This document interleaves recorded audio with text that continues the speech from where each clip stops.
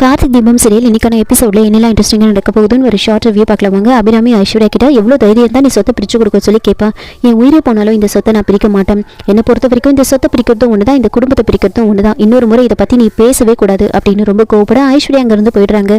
உடனே ஐஸ்வர்யாவோட அம்மா, அப்படி என் பொண்ணு என்ன தப்பா கேட்டுட்டா நீங்கள் அவளை கை நீட்டி அடிக்கிறீங்க?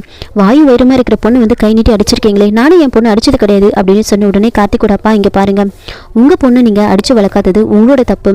ஐஸ்வர்யா கேட்டது தப்பு தான், சொத்தை பிரிச்சு கொடுக்க சொல்லி கேட்கலாமா அப்படின்னு சொல்கிறாங்க. ஒரு அண்ணனை நான் உங்ககிட்ட வந்து சொல்கிறேன், நீங்கள் போயிட்டு ஐஸ்வர்யாவுக்கு அட்வைஸ் பண்ணுங்க அப்படின்னு சொல்கிறாங்க. அதுக்கப்புறம் ஐஸ்வர்யோட அம்மா வந்து அங்கேருந்து போயிடுறாங்க. அங்கே போயிட்டு ஐஸ்வர்யா கிட்ட, என் கண்ணு முன்னாடி உன் மாமியார் உன்னை கை நீட்டி அடிச்சுட்டாங்க, மாப்பிள்ளை வரட்டும், அவர்கிட்ட இல்லாததெல்லாம் சொல்லி சண்டை போட வைக்கலாம் அப்படின்னு பேசிட்டு இருக்காங்க. இன்னொரு பக்கம் கார்த்திகோட அப்பா வந்துட்டு அபிராமி கிட்ட பேசுகிறாங்க. அபிராமி, எதுக்காக நீ இவ்வளோ கோவப்பட்ட அப்படின்னு கேட்க, பின்ன என்னங்க, எனக்கு இந்த குடும்பம் ஒத்துமையாக இருக்கணும், நம்ம தலைமுறையில் நமக்கு அடுத்த தலைமுறையும் வந்து எல்லாரும் ஒத்துமையாக இருக்கணும்னு தான் என்னோட ஆசையே. அவள் திடீர்னு சொத்தை பிரித்து கொடுங்க அப்படின்னு கேட்ட உடனே எனக்கு கோவம் வந்துடுச்சு அப்படின்னு சொல்கிறாங்க. அதுக்கு அவர் வந்துட்டு, இருந்தாலும் நீ வந்து இவ்வளோ கோவப்பட்டிருக்க கூடாது, நாம் மகளாக பார்க்குறோம், அவளை போய் நீ கை நீட்டி அடிக்கலாமா அப்படின்னு சொன்ன உடனே அபிராமி வந்து கொஞ்சம் ஃபீல் பண்ணுறாங்க. நான் கை நீட்டி அடிச்சிருக்க கூடாதுங்க, என்னோட தப்பு தான் அப்படின்னு பேசிட்டு இருக்காங்க. இன்னொரு பக்கம் வந்துட்டு கார்த்திக் தீபாவோட ஃபேமிலி வந்து அவுட் ஹவுஸில் தங்க வைக்கிறாங்க.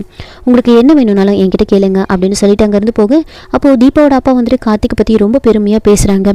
யாருக்கும் இப்படி ஒரு மாப்பிள்ளை வந்து கிடைக்க மாட்டாங்க, ஆப்ரேஷனுக்கு பணத்தையும் கட்டி நமக்கு தங்கறதுக்கு இடத்தையும் கொடுத்து இவ்வளோ தன்மையாக நடந்துக்கிறாரே, எல்லாம் அந்த முருகன் செயல், அந்த முருகர் தான் வந்து அவரோட பேர் கொண்டவரே நமக்கு மாப்பிளையே வர வச்சிருக்காரு அப்படின்னு கார்த்திகை பற்றி ரொம்ப பெருமையாக பேச, இன்னொரு பக்கம் தீபாவோட அம்மா வந்துட்டு ஐஸ்வர்யாவையும் அவங்க அம்மாவையும் நினச்சி ரொம்ப பயப்படுறாங்க. அவங்களால என்னெல்லாம் பிரச்சனை வரப்போகுது தெரியல அப்படின்னு சொல்ல, அப்போது தீபாவோட அண்ணி வந்துட்டு, அத்தை நீங்கள் அதை நினச்சலாம் கவலைப்படாதீங்க, என்ன நடந்தாலும் பார்த்துக்கலாம் அப்படின்னு ரொம்ப தைரியமாக சொல்கிறாங்க.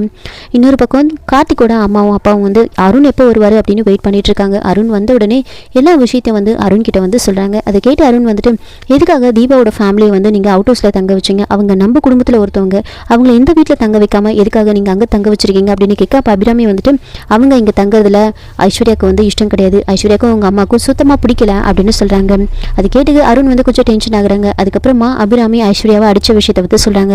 அவள் சொத்தை பிரித்து கொடுங்கன்னு கேட்ட உடனே எனக்கு கோவம் வந்துருச்சுப்பா, அவளை நான் ஒரு மகளை நினச்சி தான் வந்து அடித்தேன் அப்படின்னு சொல்கிறாங்க. அது கேட்டுட்டு அருண் நேராக வந்து ரூமுக்கு போகிறாங்க.